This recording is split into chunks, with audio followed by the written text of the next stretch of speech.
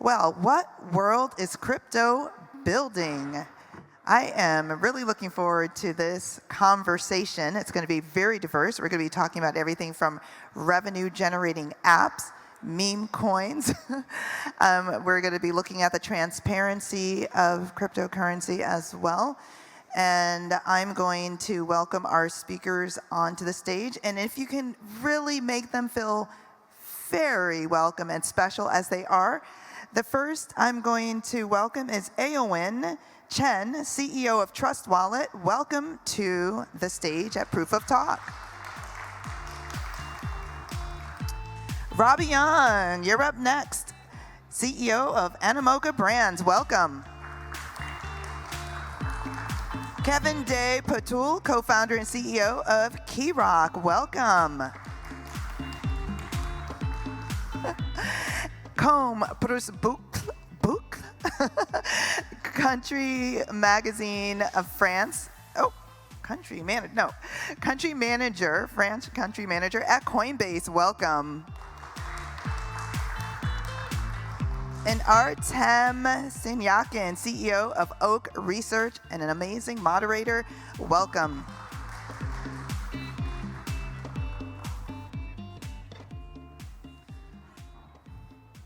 Hello everyone and welcome to this panel. We have 35 minutes to discuss what we are doing here.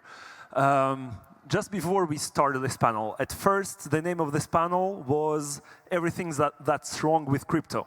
But the organizers told me that I could not put this name on this panel, so we're going on a more positive note.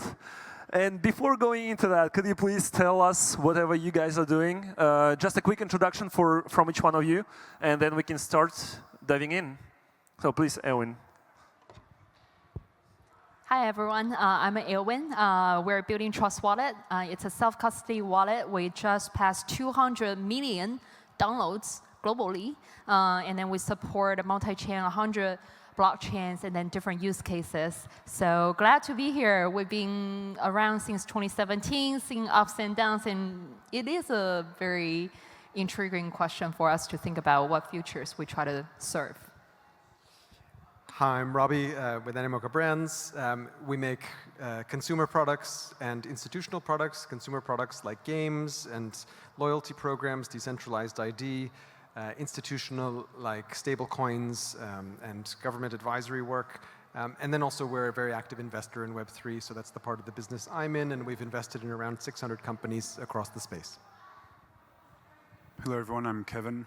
I'm the CEO and co-founder of Keyrock. We're a crypto investment firm based in Europe mainly, but mostly known for our market-making activities.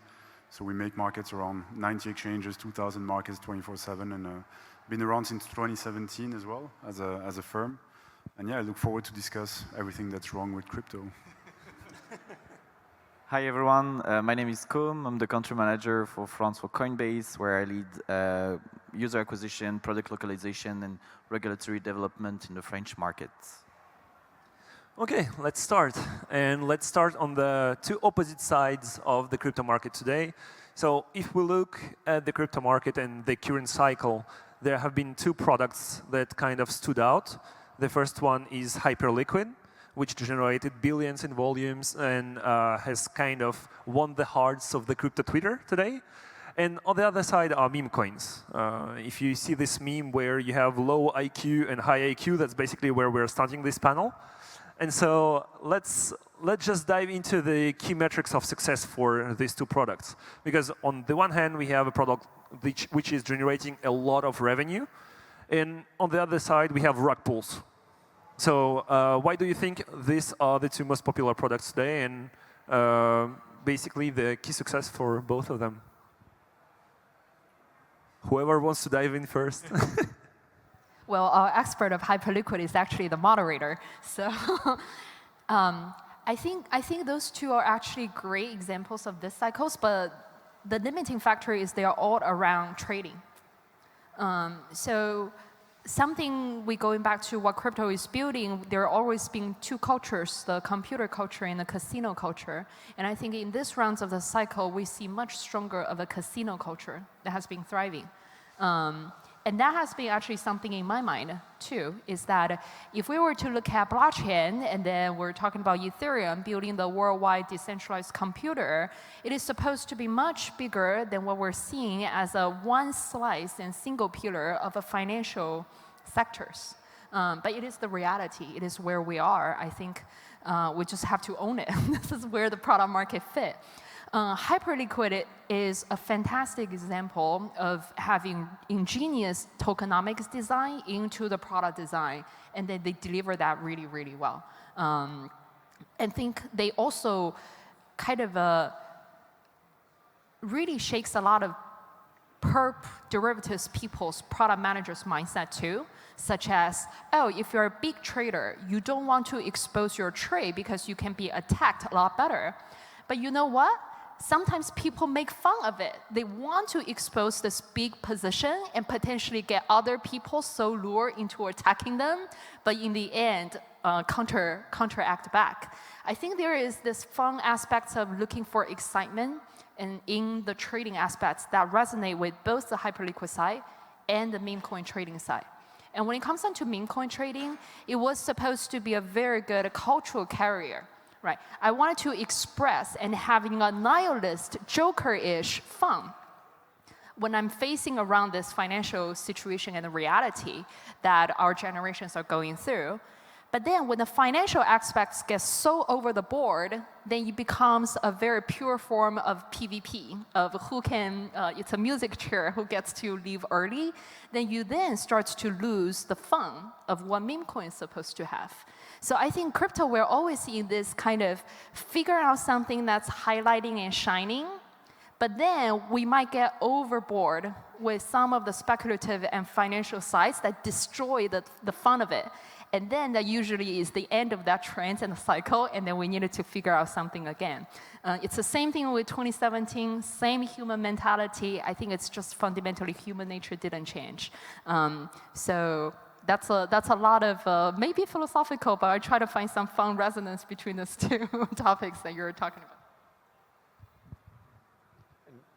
Okay, so I'll take another comparison, which is I think those two comparisons are very much also retail and consumer driven as opposed to institutional driven. And so I think if I look at some of the things that have happened in the first half of this year, I would say the most noteworthy event actually was last week, which was the IPO of Circle.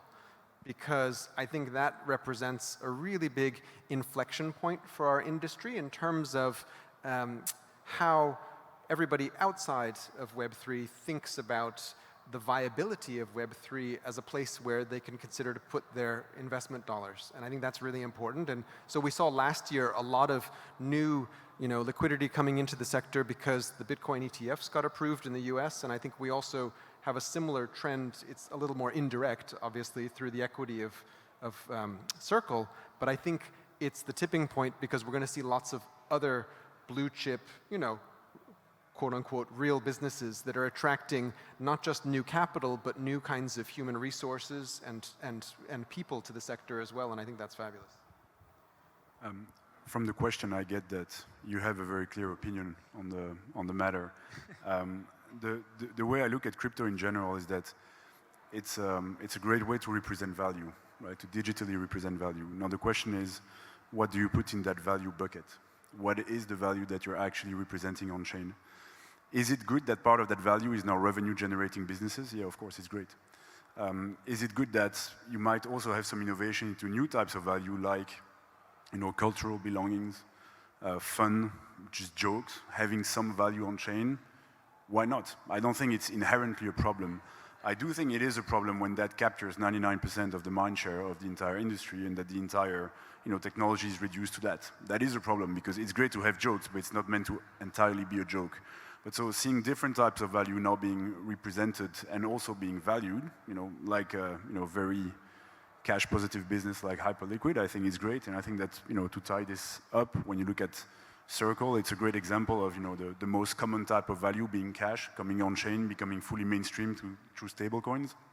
And I mean, clearly the momentum that they've had on their listing shows that that interest is there and is ever growing basically.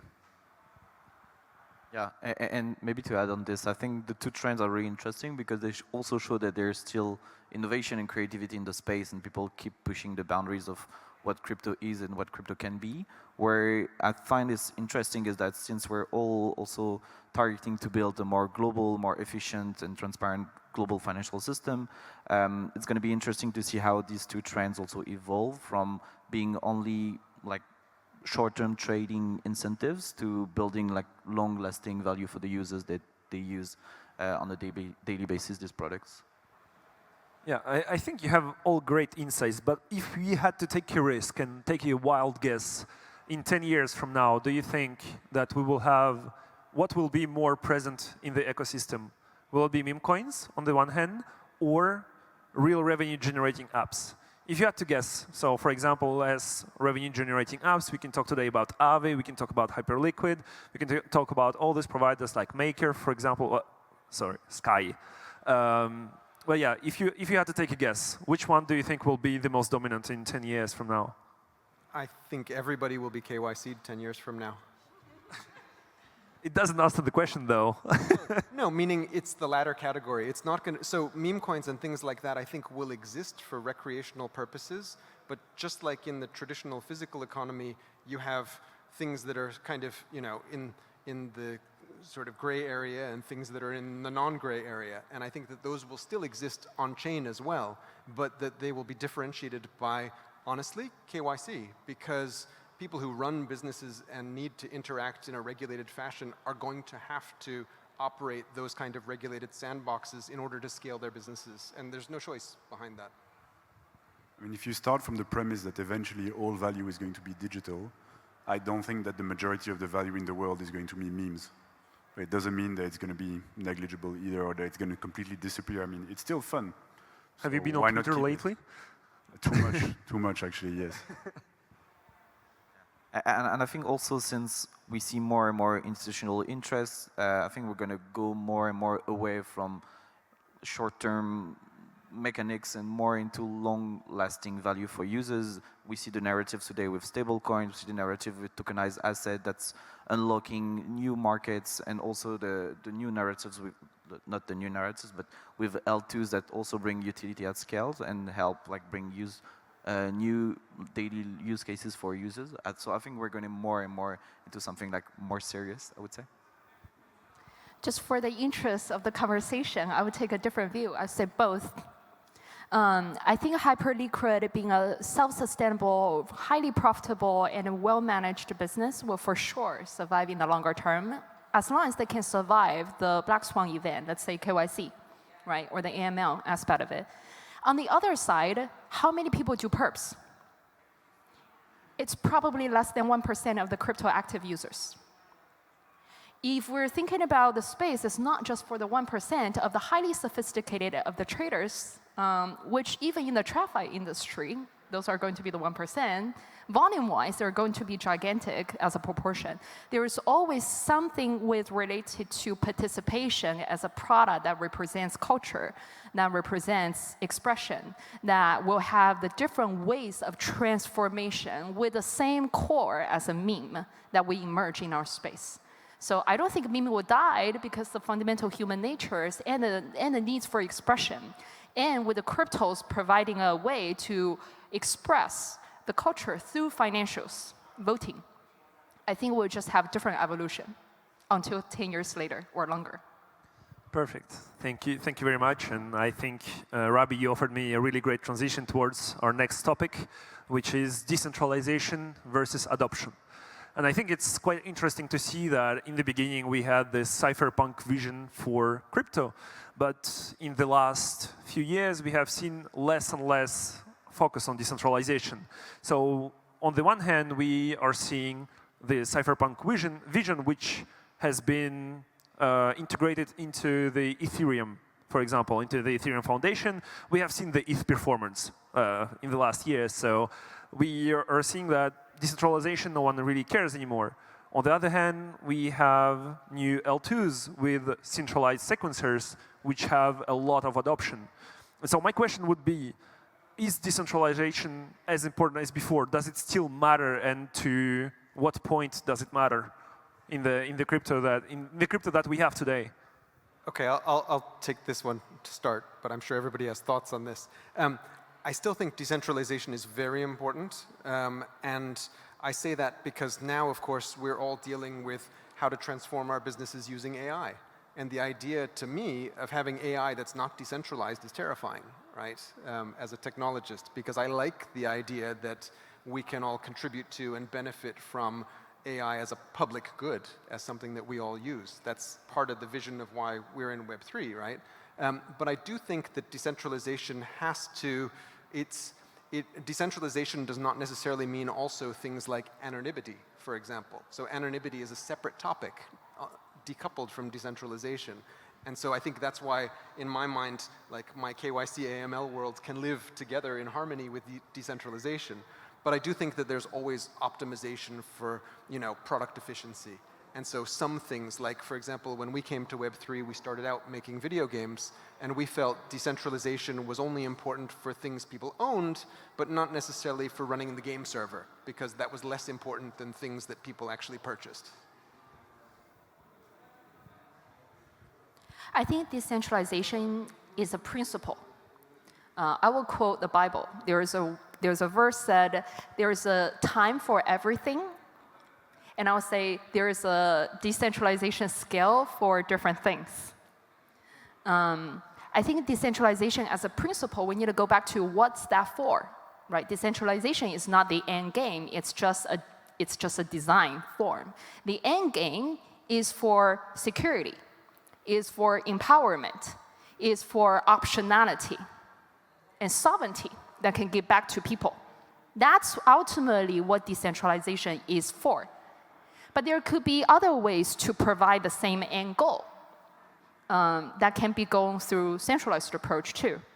And I think it's also very important to bring the principles and design where in the scale a product or a protocol or system needs to be based on the specific context and the needs of the users that they are serving to decide where they need to land on a specific scale.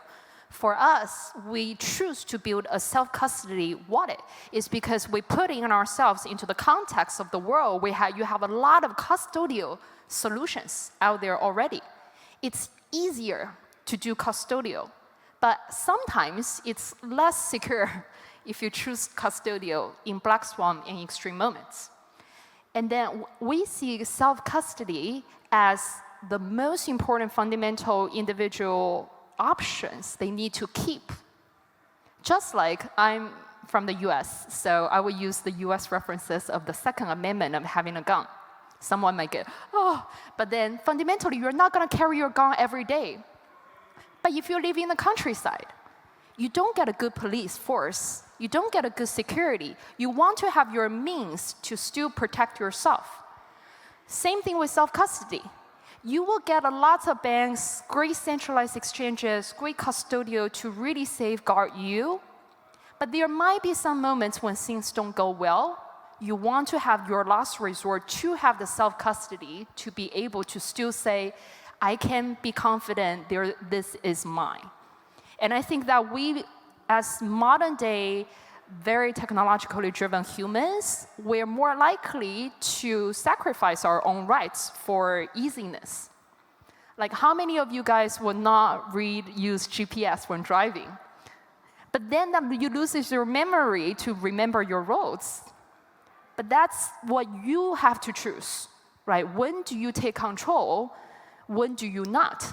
Same principle will matter to AI.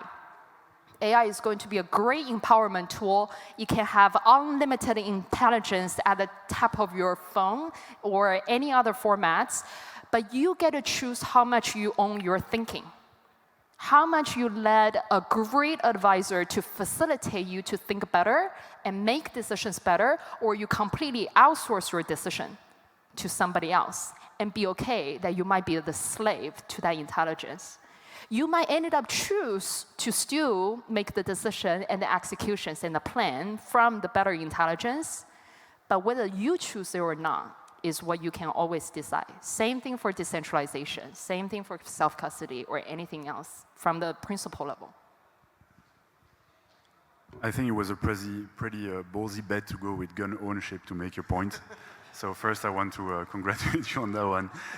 On the question itself, I think first, I think the question is badly asked because you say centralization, decentralization versus adoption. I don't think it's versus. You know, you can have a bit of both. You can have some cases where decentralization is actually helping adoption. You can have another case where it's actually slowing it down. And the reason is because decentralization in and of itself doesn't matter in general. And that's maybe where I disagree with you. I don't think it's a principle. For me, it's a feature. And for some people, it's going to be great and extremely important. For some people, for certain use cases, decentralization is all that matters. And so for that specific use case, it's actually going to help adoption because it actually clearly adds value. For some other use cases, decentralization is actually just making things more clunky and less efficient. And so for certain people, it's not going to have value at all. And therefore, it's going to slow adoption down. So my point being is that I think that we should always have some level of decentralization because that's the very reason why crypto got started is to have that optionality that you brought up. But I don't think we should make it,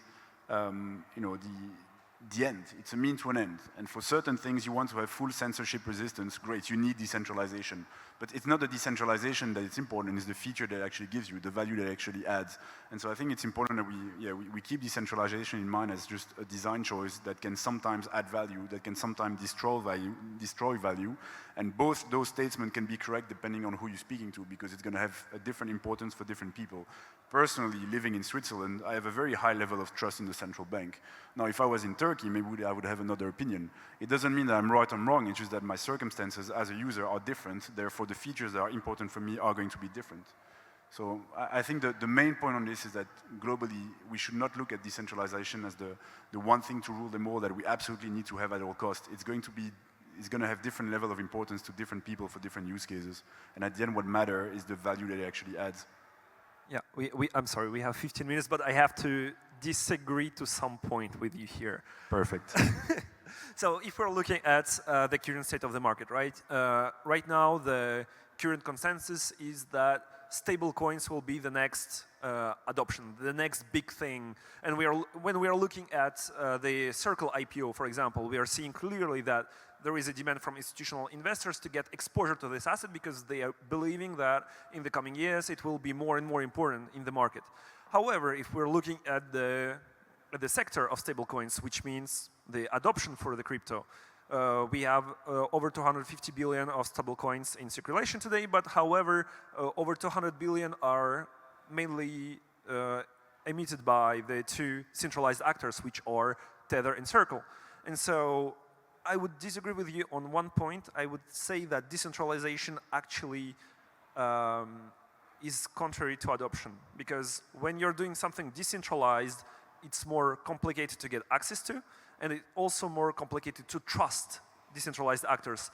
And you brought a really great example with, for example, Turkey, where you could want to get out of your currency within the state and go towards something which is safer, which in this case would be US-based stablecoins.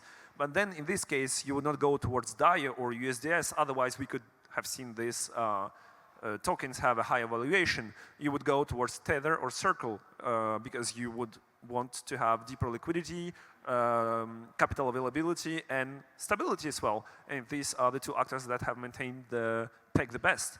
And so just to bring this thing over to, this is where I would disagree with you on this point. Can I answer to this?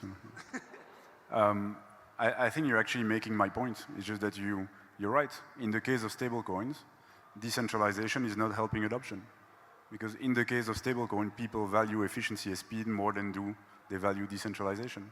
I think the problem is just making a blanket conclusion on decentralization as a whole while using a very particular example of stablecoin as a way to make the point. So you're right, for stablecoin it's not the most important. But that doesn't mean that it always slows down adoption, basically. No, obviously, yes. Yeah. Okay. So now let's talk about a little bit more transparency within the crypto space. The blockchain has been made to be something transparent, something that everyone should have access to. However, in the recent month, we have seen a lot of actors kind of being blamed for stuff happening in the market. And I think I would like to start with you, Kevin, especially on the market maker side. I had a feeling this was coming. One of the market makers that made lots of noise recently was Web3port, which has been accused of market manipulation and of basically pumping and dumping the coins. And so the question I would have in the market making space, it has been so far pretty contrary to transparent. So how do you bring transparency towards the market maker space, and what are the steps that should be taken in order to more correspond to the crypto ethos here? So I think there's nothing new about this and nothing recent about it. Like when I started Keyrock in 2017, and with market making as the first service that we brought to the market, and the first slide we had in our sales deck back then was all the things that we did not do. And we're talking 2017 here, so it's quite a while back, right? So saying, okay, we do not create volume as a market maker. We are not taking price targets.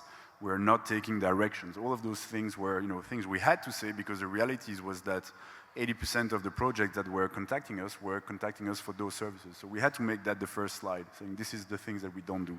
So everything that you described now is not a recent problem, but it continues to be a problem, right? And I think that in general, we've seen in the recent couple of years, things get better in terms of transparency. I think that, for example, the development of more and more brokers that bridge the gap between token issuers and market makers. Interestingly, maybe many of my peers as market makers, would find this a problem, like kind of a small pebble in their shoe.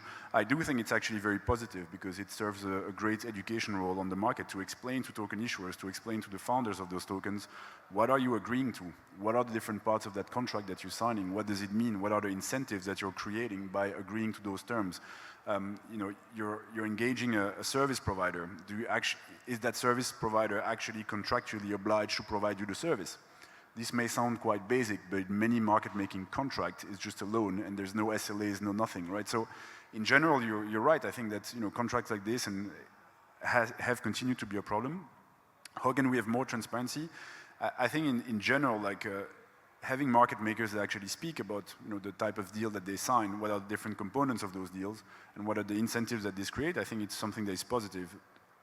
One thing to keep in mind, though, is that we cannot do that entirely on our own. Like if I have a contract with a token issuer and they insist on confidentiality for X, Y, and Z reason, we cannot just be transparent and just put the contract out there. But I do think that in general, working towards more transparency on those deals and what are the different components of it is something that is very positive. And I think that, using potentially some of the technologies of this market like ZK Proof, to find ways to keep confidentiality while making public some types of SLAs or some types of agreement, I think that can be a very positive thing. So in general, we're all for more and more transparency around market making. I do think that a big chunk of it is also education, because people just don't understand what market making is. They don't understand what you're supposed to do. They don't understand how you can or cannot move a market. They have no clue. And so it's very easy to take big stance on Twitter and saying, oh, look at that, it's Wintermute waking up, or it's Keyrock waking up. It's, they have no clue what they're talking about. So I think there's a big part of transparency, yes, but that has to go hand in hand with education, because there's still a fundamental misunderstanding of what market making is supposed to be. And that takes more than half an hour, so I'm going to stop here. Yeah. Now, still on the topic of transparency, I'll go to you, Côme. So we have seen sometimes some controversy with the various sexes, especially, for example, the listings that are happening on sexes, and with a not very clear selection process, we're seeing some meme coins which are worth with a market cap of under 3 million, for example, getting listed on top-tier exchanges. And then on the other hand, we still haven't had a top-tier one listing, for example, for Hyperliquid. So guess who's holding Hyperliquid? No. I did my homework. So, what do you think are the steps that the sexes, which are one of the main components of the crypto market, can undertake to bring more transparency, bring more trust from its users, and basically increase the trust that people put in them? Yeah, so I think there's two things in speaking about the experience from Coinbase. First of all, we have the security piece. We held crypto assets 1-1 for our users. We have state-of-the-art encryption that allows this security as well, even though we're a centralized exchange. And now the second thing, it's not a secret for no one, but we've always pushed for regulators to provide crypto players more forward-looking regulation, clear regulation and transparent regulation to avoid having also bad actors serving crypto users around the world. So I think this is like these two pillars is bringing like more security for centralized exchanges like Coinbase. And I think we encourage more and more like players also to take the step with more transparency around their like funds and stuff. And this is something that for the case of Coinbase, since we're also a public company, we have audited funds on a quarterly basis and everything is transparent on our hand. Thank you, Côme. Oh, this panel was fun, right? We are not over yet. We have one last thing. We have been pretty pessimistic about the whole thing, but I would like to just end this panel on something that you guys find exciting in the market today. It can be a project, it can be a category, it can be a protocol, it can be your bags as well if you want to share them. But, but yeah, just anything that you're finding exciting during this cycle, something that you're looking at, where you're putting your focus, the floor is yours. Nobody wants to shill their bags. No. So I mean, we're very general because we look at lots of different categories. So we're invested across pretty much every asset category in Web3. So there's nothing special there. We're spending a lot of time in the typical things you would expect: AI, DePIN, RWAs, stables, you name it. I think it's really boring, but I'm going to go back to the Circle example from last week, only because it's representative of the tone change. Because one of the things that we have tried to do for many years as somebody who's been in the space for a long time is to see how we can connect to capital allocators that don't typically have digital assets on their radar. Because I think that's how we bring the space forward to continue to bring, because you can, if you have a startup project today, you can go first to the crypto native VCs because they're the ones who are going to be most open to what you're doing and understanding of it. You can go then to traditional Web2 VCs and so on and so on. But I think after the Circle IPO, we're now starting to see pension funds and endowment funds and family offices and the kind of entities that previously would not have looked at digital assets at all, starting to think, oh, well, actually, this is maybe a way that I can start to play in digital assets that gives me upside in a sector with a lot of growth, but appeals to my conservatism. And I think actually that's a really good thing for us. We should put IPOs on Pump Fund, I think. Despite the pessimism, I actually think there are a lot of interesting things I'm looking at. I'm very hopeful for our industry.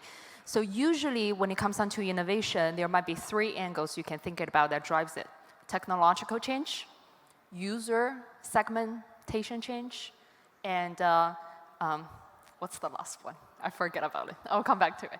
I think there are a lot of technological change. Despite that, they don't get the highlight of the meme coin trends, are still making a lot of waves. For example, by working on wallet, I told my team in 1 or 2 years, we will completely get rid of the problem statement, said the onboarding UX is the blocker to mass adoption. I think that's a technological change, pivotal moments. So key management will come into a play, that self-custody will be able to provide your ease of use and recovery. There are lots of the experiments going on. It's just a matter of how we choose the different degrees of self-custody in the end. The second is gas abstraction. So 2 weeks ago, we used the 7702 to realize a feature that users can use stablecoin to pay your gas on Ethereum and BNB chain. So you no longer need to get ETH or BNB in order to actually pay your gas. That will allow send and receive way better. That will allow swaps, engagement on-chain way easier, right? So we always talking about this Web2 experiences on centralized exchanges gradually going to realize in a way that's also going to be financially sustainable and user experience-wise making sense. The third is chain abstraction. So again, chain abstraction, you never want to know you're using TCP/IP when you're accessing the internet, right? Like whenever that we start talking about infrastructure protocol layer as a terms that users need to know, we achieve the Web2 UX experiences, and I think we're getting really close to it in 1 or 2 years. But then, I think more interestingly, the third aspect, the angle of innovation is business model change. And I think what crypto does really well is thinking about how to drive the good and the values with proper incentives when it doesn't really go over the board. This is where crypto has always been doing good in terms of fundraising, figuring out the financial aspect. I was peeving at the corner when they're talking about design. I do think there's a lot of potentials to figure out many opportunities where you want to figure out how to better provide funding for initiatives and be able to attribute back the values to those capital contributors, right? What if you contribute to like the Einstein's theory that ultimately created lots of the impact, and then you can also, from the micro incentive perspective, get back what the value that you are contributing. I think that's going to be very exciting. That's going to make everybody feel that they're part of something bigger. And now it's possible because of the crypto, because of smart contract, because of the way how we design the rules. I think there are lots of things that can be explored out there. The last thing is, I think, is how to enable humans to survive the future. Asset sovereignty is important, which is what we're focusing on. Data sovereignty, identity sovereignty. I think once we got the 3 layers coming down, I think we really help to serve the foundations, and that's what our space is building. Kevin and Côme, you've got 45 seconds each. Yeah. So basically, give just a ticker, and then we can go. I think what I find really interesting today is not about like specific trends, but rather that we see that crypto is impacting the life of real people today in terms of like bringing more economic freedom to these users. And I think this goes through stablecoin with like stable currency. This goes through property rights with having, for example, land registry on chain, through free trade and permissionless access enabled by L2s, and stablecoins bringing like the cost and the speed of, for example, overseas transaction really down. So I think this is what I found really interesting. Perfect. Thank you. Kevin? Yeah, likewise, I'm not going to add anything groundbreaking, frankly. I think that everything that adds, traditionally recognized types of value on-chain is exciting. Like if you were to turn crypto off a year and a half ago, frankly, who's impacted in the world?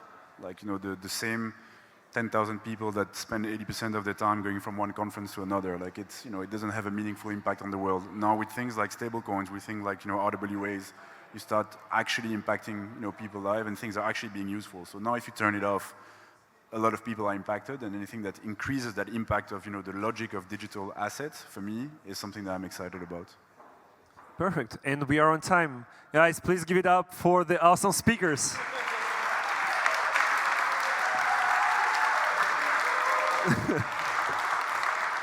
Thank you very much for being awesome.